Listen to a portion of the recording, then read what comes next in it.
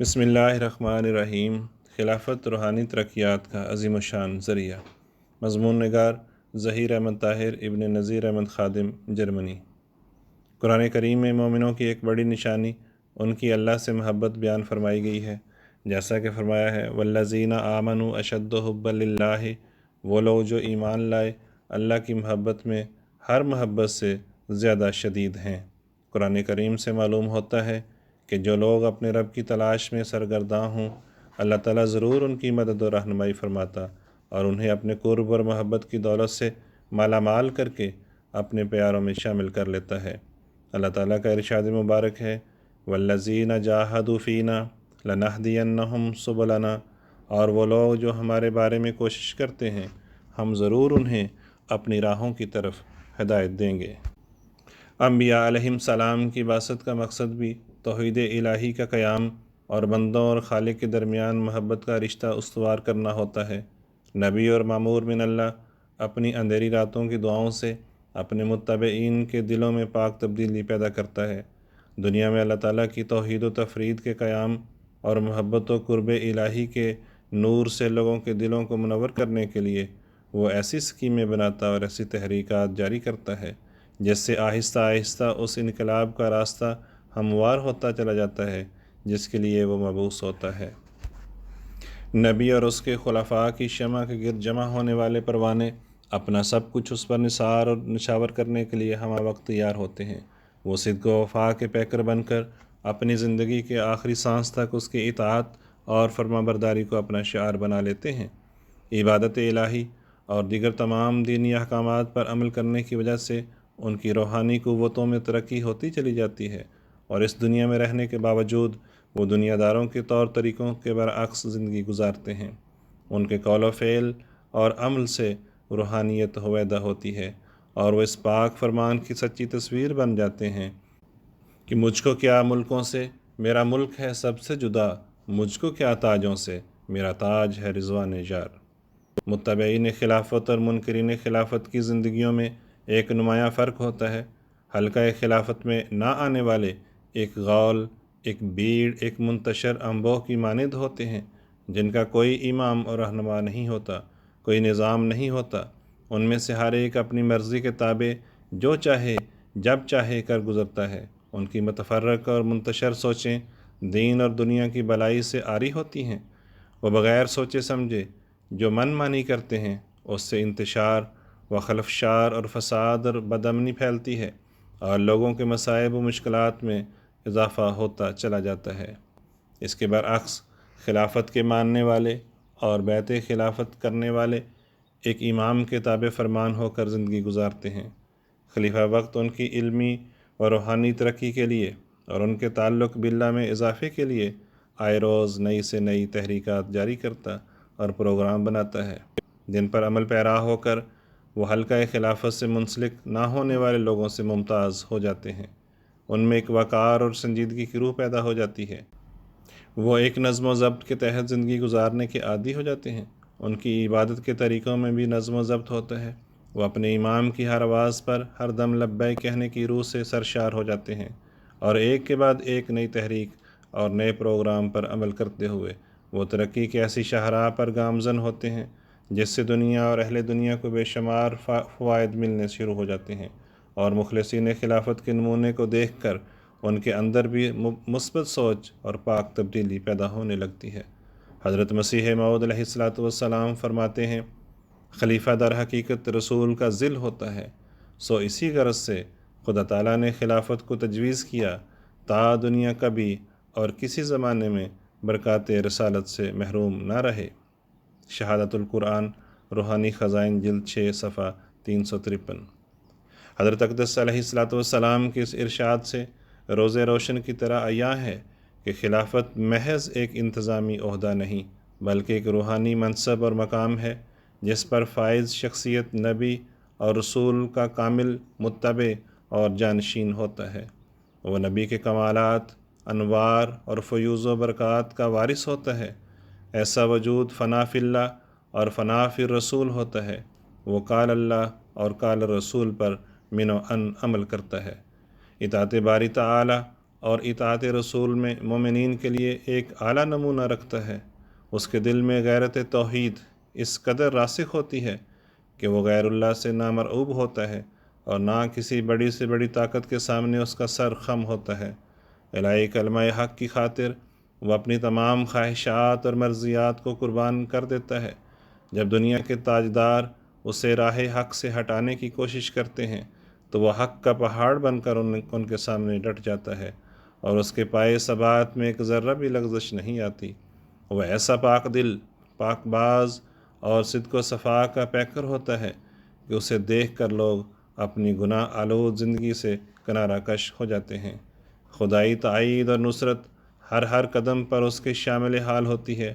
اللہ تعالیٰ فرماتا ہے، یا ایھا الذین آمنوا اتقوا اللہ وکونوا مع الصادقین، اے وہ لوگو جو ایمان لائے ہو، اللہ کا تقوی اختیار کرو اور صادقوں کے ساتھ ہو جاؤ۔ جیسا کہ نبی اپنی قوت قدسیہ، اخلاقی اقدار کے اعلیٰ نمونے، اپنی دعاؤں اور اپنی تبلیغ کے ذریعے لوگوں کو خدائے واحد کی طرف بلاتا اور اپنے متبعین کی تربیت اس رنگ میں کرتا ہے کہ جس سے وہ خدا رسیدہ وجود بن جائیں، اسی طرح خلیفہ وقت بھی اپنے متبعین اور اپنی بیعت کرنے والوں میں تمام اخلاقی اور روحانی اوصاف پیدا کر دیتا ہے۔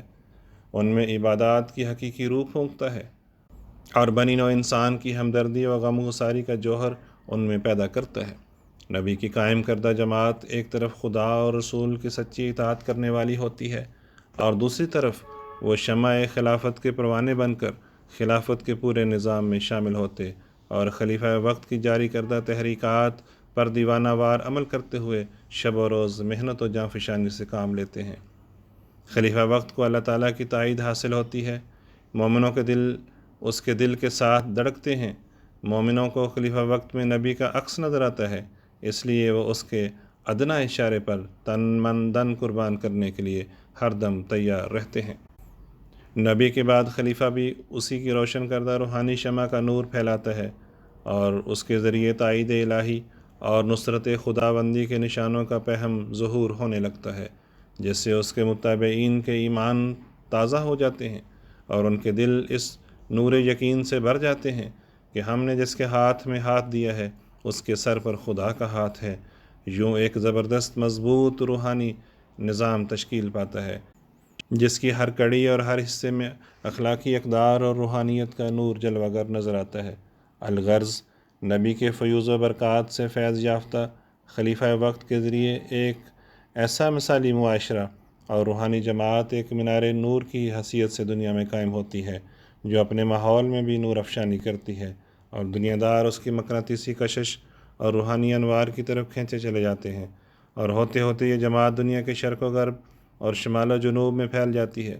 یہی وہ مابہ الامتیاز ہے جو آج مسیح موعود علیہ السلام کے بعد جاری ہونے والی خلافت علی منہاج النبوہ کو حاصل ہے، جس کے ذریعے انوار خلافت اور اس کی تحریکات کی برکات چہار دانگ عالم میں پھیلتی جاتی ہیں اور ہزاروں لوگ اس کی برکات سے فیض یاب ہو رہے ہیں۔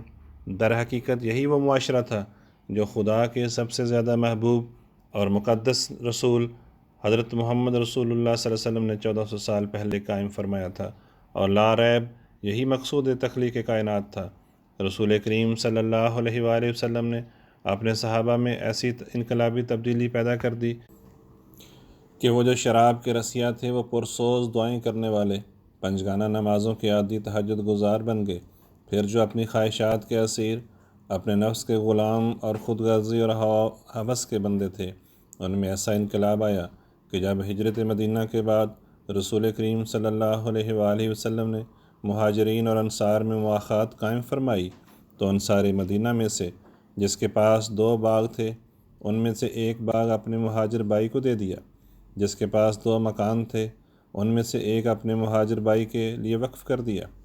حتیٰ کہ بعد انصار نے حضور صلی اللہ علیہ وآلہ وسلم کو یہ پیشکش کر دی کہ اگر حضور صلی اللہ علیہ وآلہ وسلم اجازت دیں تو ہم اپنی 2 یا 2 سے زائد بیویوں میں سے ایک بیوی کو طلاق دے کر اپنے مہاجر بھائی کے عقد میں دے دیں۔ اللہ رسول اللہ صلی اللہ علیہ وسلم کے فیض صحبت نے ایک دوسرے کے خون کے پیاسوں میں کیسا انقلاب پیدا کیا کہ وہ ایک دوسرے کے لیے خون دینے والے جانسار بن گئے۔ حقیقی خلافت کی ایک اہم نشانی یہ ہے کہ خلیفہ وقت اپنے ماننے والوں کی روحانی ترقی کے لیے کوشاں رہتا ہے۔ وہ انہیں قرب الہی عطا کرنے کے لیے مختلف ذرائع استعمال کرتا ہے تاکہ وہ اپنی پیدائش کے اصل مقصد کو حاصل کر لیں۔ اللہ تعالیٰ نے جماعت مومنین کی ایک نشانی یہ بیان فرمائی ہے کہ وَلْتَکُم مِّنکُم أُمَّةٌ يَدْعُونَ إِلَى الْخَيْرِ وَيَأْمُرُونَ بِالْمَعْرُوفِ وَيَنْہَوْنَ عَنِ الْمُنکَرِ وَأُولَٰئِکَ هُمُ الْمُفْلِحُونَ۔ اور چاہیے کہ تم میں سے ایک جماعت ہو، وہ بھلائی کی طرف بلاتے رہیں اور اچھی باتوں کی تعلیم دیں اور بری باتوں سے روکیں، اور یہی ہیں وہ جو کامیاب ہونے والے ہیں۔ ایک حقیقی جماعت کا قیام محض اللہ تعالیٰ کے ارادے اور اس کے اذن سے ہی ممکن ہے۔ اللہ تعالیٰ نے امت محمدیہ پر رحم فرماتے ہوئے اپنے وعدوں کے مطابق حضرت مسیح موعود علیہ السلام کے ذریعے جماعت احمدیہ کو قائم کر کے ہمیں یہ سعادت عطا فرمائی ہے کہ اس جماعت اور اس کے امام عالی مقام کے جانثاروں میں شامل ہو کر اللہ تعالیٰ کی رضا کے حصول کے لیے کوشش کریں۔ اللہ تعالیٰ نے قرآن شریف میں روحانی ترقیات کے حصول کا ایک ذریعہ یہ بتایا ہے کہ یا ایھا الذین آمنوا اتقوا اللہ وابتغوا الیہ الوسیلۃ، اور اے وہ لوگوں جو ایمان لائے ہو، اللہ کا تقوی اختیار کرو اور اس کے قرب کا وسیلہ ڈھونڈو۔ اللہ تعالیٰ کی طرف سے انبیاء علیہم السلام کی متابعت میں خلفائے اعظام میں بھی یہ برکت منتقل کر دی جاتی ہے کہ وہ قرب الہی کے حصول میں ممد و معاون ثابت ہوں۔ ان کے ساتھ مل کر اور ان کی اطاعت میں رہتے ہوئے نیکی اور بھلائی کے کاموں میں قدم آگے بڑھایا جا سکتا ہے۔ ان کی فیض رساں صحبت سے روحانی ترقیات کا حصول ممکن ہے۔ چنانچہ تاریخ گواہ ہے کہ جس کسی نے بھی اخلاص و وفا کے ساتھ خلافت کے دامن کو تھام کر اپنے نفس کو قربان کر دیا، وہ اور اس کی نسلیں خدا تعالیٰ کی محبت اور قرب کو پانے والی بنا دی گئیں۔ چونکہ اللہ تعالیٰ براہ راست خلفاء کی رہنمائی کرتا ہے، اس لیے ان کی صحبت اللہ تعالیٰ کے انبیاء کے بعد سب سے زیادہ فیض رساں ہوتی ہے۔ وہ روحانی لحاظ سے خدا تعالیٰ کے قریب ہوتے ہیں۔ خلفاء سے تعلق کی وجہ سے ایک مومن کے لیے خدا تعالیٰ کے قرب اور محبت کی راہیں آسان ہو جاتی ہیں۔ خدا تعالیٰ کا قانون قدرت اس طرح سے چل رہا ہے کہ انسان تو انسان دنیا کی ہر چیز کسی نہ کسی رنگ میں اپنے ماحول کا اثر قبول کر رہی ہے، اور ہر چیز ایک دوسرے پر اپنا اثر ڈال رہی ہے۔ نیک صحبت انسان کو نیک اور بری صحبت برا بنا دیتی ہے۔ حضور نبی پاک صلی اللہ علیہ وآلہ وسلم کا ارشاد مبارک ہے، اچھے ساتھی اور برے ساتھی کی مثال مشک اٹھانے والے اور بٹی جھونکنے والے کی سی ہے۔ خوشبو والا یا تو تجھے خوشبو دے دے گا یا تو اس سے خرید لے گا، یا کم از کم تجھے اس سے اچھی خوشبو تو آ جائے گی، اور بٹی جھونکنے والا یا تو تیرے کپڑے جلا دے گا یا تجھے اس سے بدبو آئے گی۔ سیدنا حضرت اقدس مسیح موعود علیہ السلام فرماتے ہیں، یہ فضل اور برکت صحبت میں رہنے سے ملتی ہے۔ رسول اللہ صلی اللہ علیہ وآلہ وسلم کے پاس صحابہ بیٹھے، آخر نتیجہ یہ ہوا، رسول اللہ صلی اللہ علیہ وسلم نے فرمایا، اللہ اللہ فی اصحابی، گویا صحابہ خدا کا روپ ہو گئے۔ یہ درجہ ممکن نہ تھا کہ ان کو ملتا اگر دور ہی بیٹھے رہتے۔ یہ بہت ضروری مسئلہ ہے۔ خدا کا قرب بندگان خدا کا قرب ہے، اور خدا تعالیٰ کا ارشاد کونوا مع الصادقین اس پر شاہد ہے۔ یہ ایک سر ہے جس کو تھوڑے ہیں جو سمجھتے ہیں۔ حضور علیہ السلام بد صحبت اور صحبت صالحین کے فرق کو واضح کرتے ہوئے فرماتے ہیں، اصلاح نفس کی ایک راہ اللہ تعالیٰ نے یہ بتائی ہے، کونوا مع الصادقین، یعنی جو لوگ قولی، فعلی، عملی اور حالی رنگ میں سچائی پر قائم ہیں ان کے ساتھ رہو۔ اس سے پہلے فرمایا، یا ایھا الذین آمنوا اتقوا اللہ، یعنی ایمان والو تقوی اللہ اختیار کرو۔ اس سے یہ مراد ہے کہ پہلے ایمان ہو، پھر سنت کے طور پر بدی کی جگہ کو چھوڑ دے اور صادقوں کی صحبت میں رہے۔ صحبت کا بہت بڑا اثر ہوتا ہے جو اندر ہی اندر ہوتا چلا جاتا ہے۔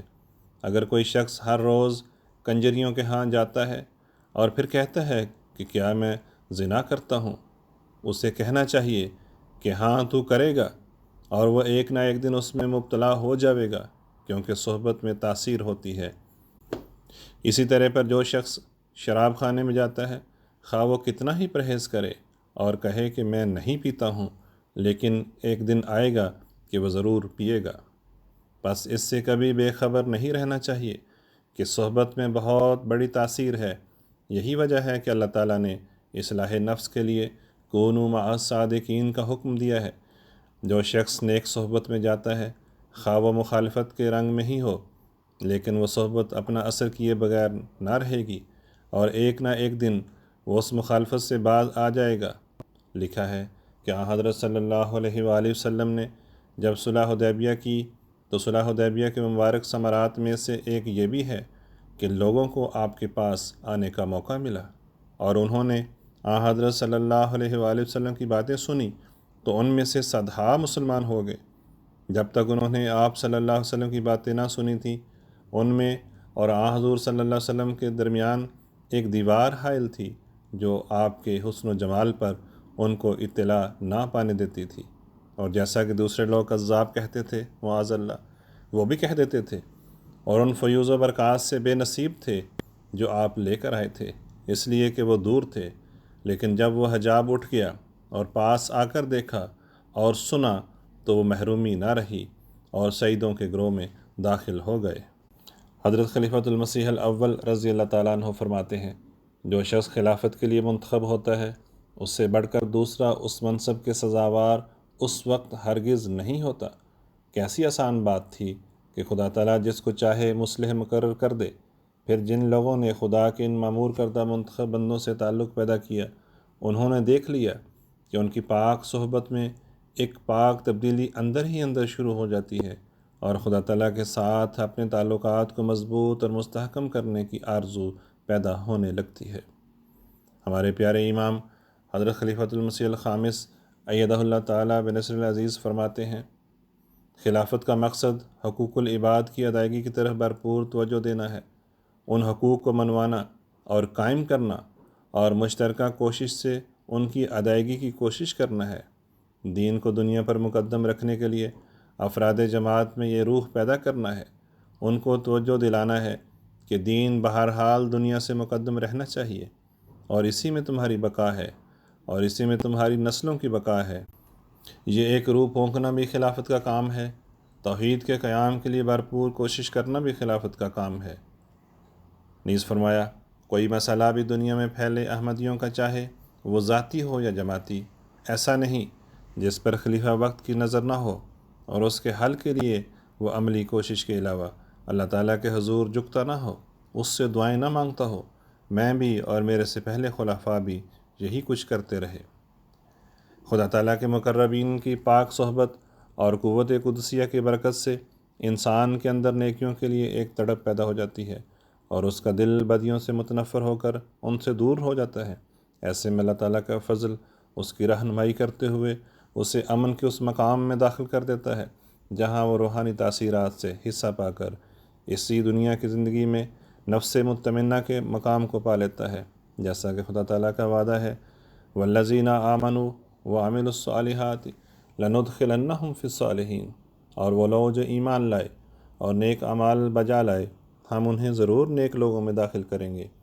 قرآن کریم کے ایک اور مقام پر فرمایا، اللہ ولی الذین آمنوا یخرجہم من الظلمات الی النور والذین کفروا اولیاؤہم الطاغوت یخرجونہم من النور الی الظلمات اولئک اصحاب النار ہم فیہا خالدون۔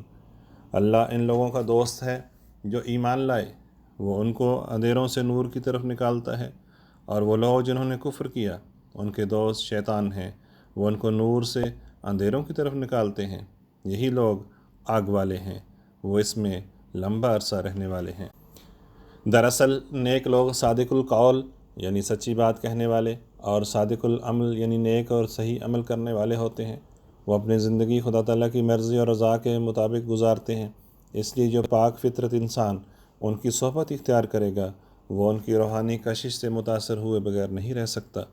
دنیا کی تاریخ پر اگر نظر ڈالی جائے تو معلوم ہوگا کہ جتنے بھی بڑے بڑے بدنام یا بری شہرت کے مالک لوگ دنیا میں گزرے ہیں، وہ پیدائشی طور پر برے نہیں تھے، بلکہ معاشرے اور بری مجالس نے انہیں برا بنا دیا۔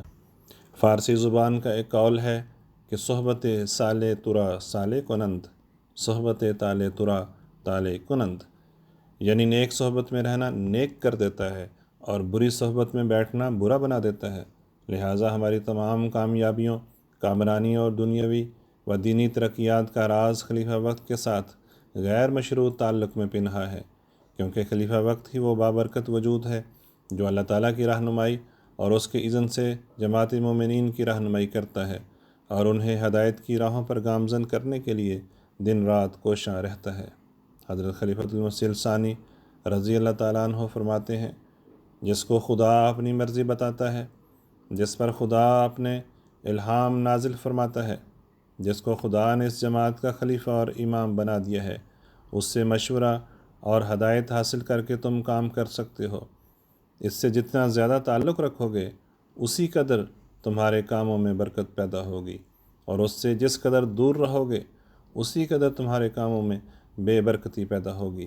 جس طرح وہی شاخ پھل لا سکتی ہے جو درخت کے ساتھ ہو، وہ کٹی ہوئی شاخ پھل پیدا نہیں کر سکتی جو درخت سے جدا ہو۔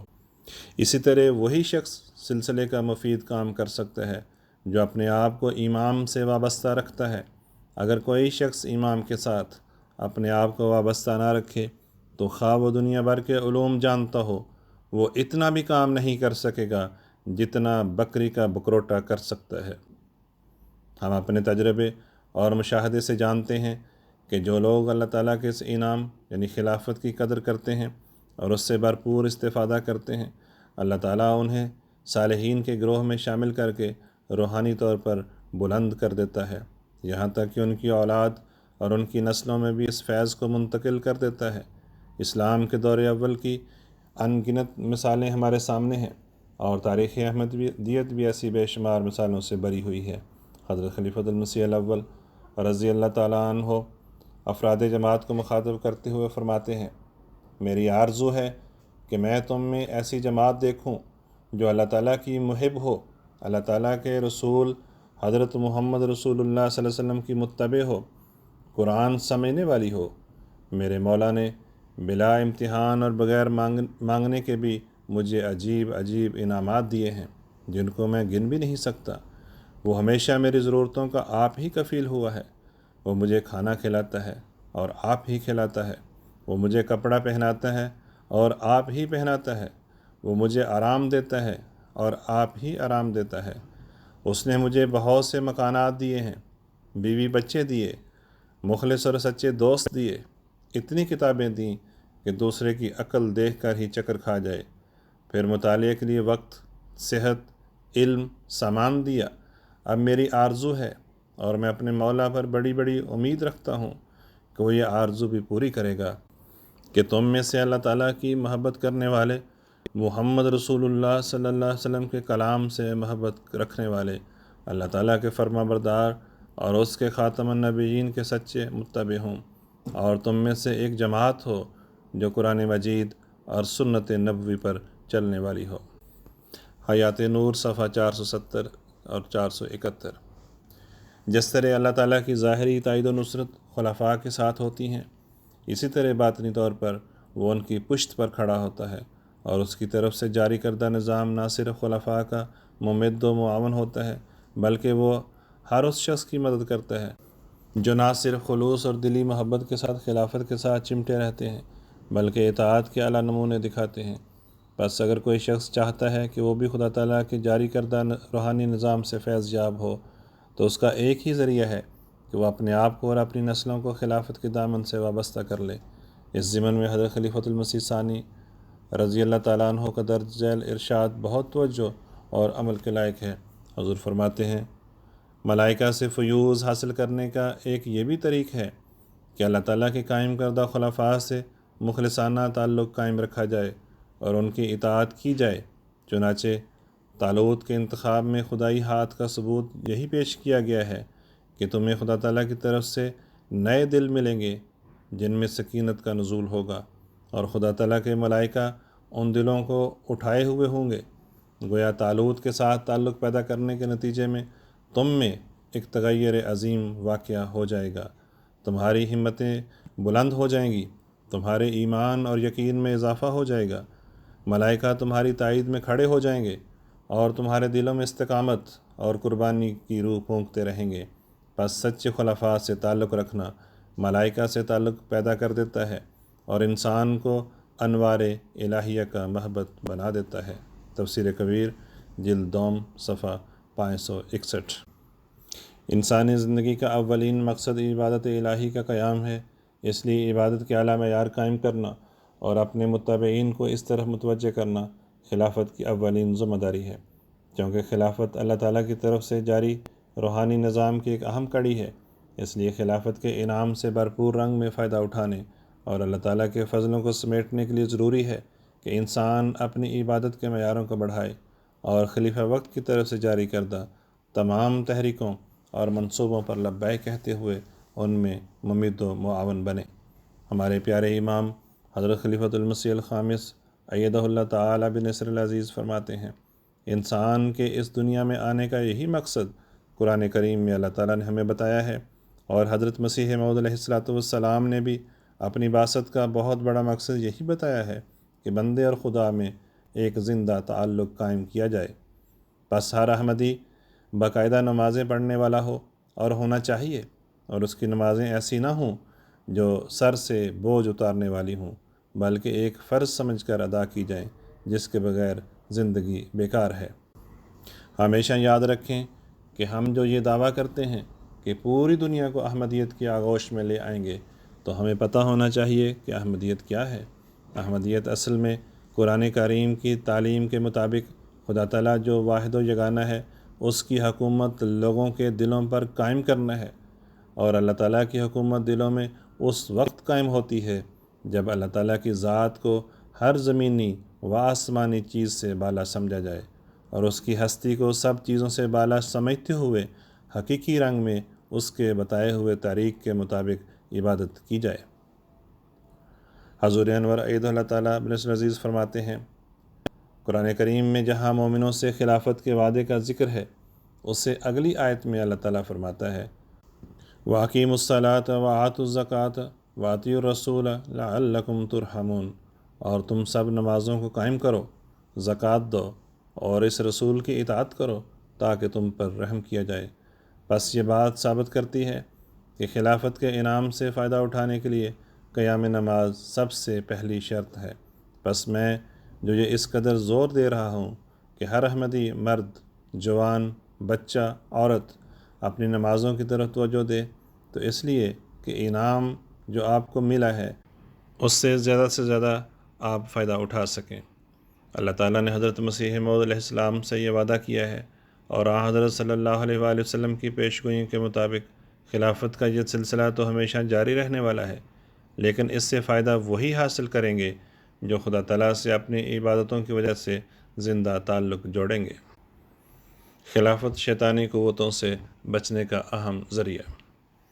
ابتدائی زمانے سے رحمانی اور شیطانی قوتیں باہم دست و گریباں ہیں۔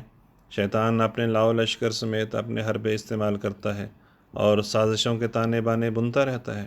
بس شیطان ہمیشہ سے انسان کا دشمن ہے، وہ ہر وقت اس کوشش میں لگا رہتا ہے کہ حضرت انسان کو اس کے پیدا کرنے والے سے دور کر دے۔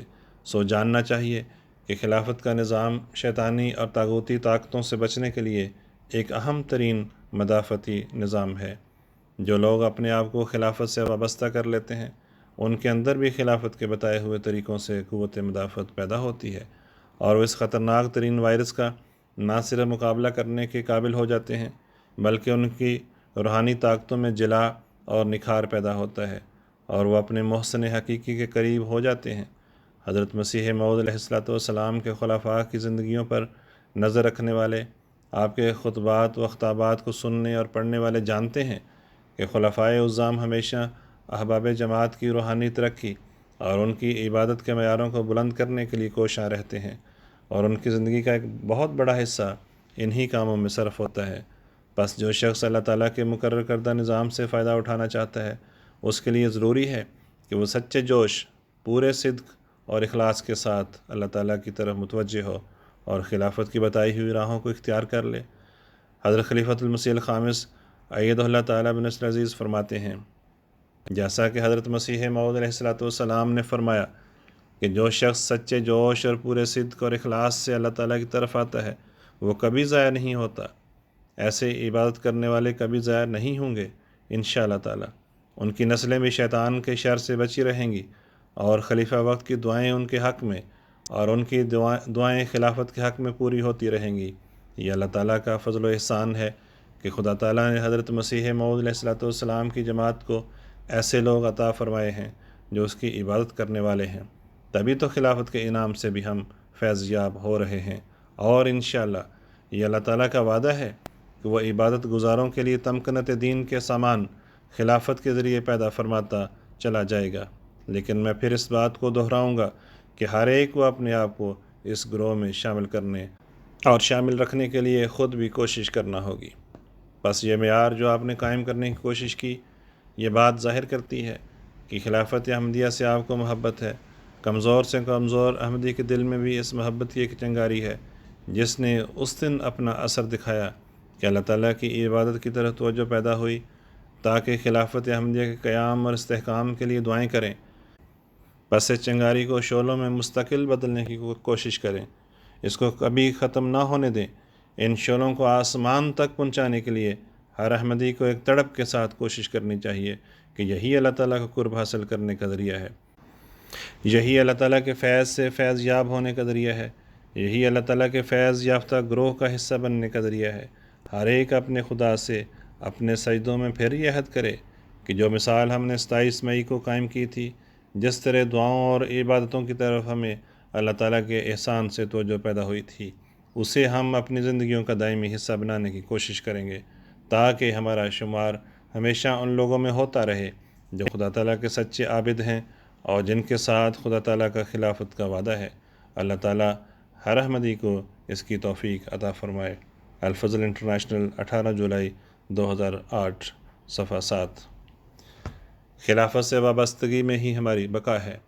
ضرورت اس بات کی ہے کہ جس طرح ہمارے بڑوں نے اپنے آپ کو خلافت کے ساتھ وابستہ رکھا اور خلافت کی مضبوطی اور اس کے استحکام کی خاطر ہر قربانی کے لیے اپنے آپ کو نہ صرف پیش کیا بلکہ ہمارے دلوں میں بھی خلافت کی محبت جاگزیں کی، بالکل اسی طرح بلکہ اس سے بھی بڑھ کر ہم خلافت کے ساتھ اخلاص و محبت اور وفا کا تعلق قائم رکھیں اور اپنی نسلوں میں بھی اس فیض کو منتقل کرتے رہیں، تاکہ وہ بھی فیضان خلافت سے فیض یاب ہوتے رہیں اور خلافت کا انمول فیض ہماری نسلوں میں منتقل ہوتا رہے۔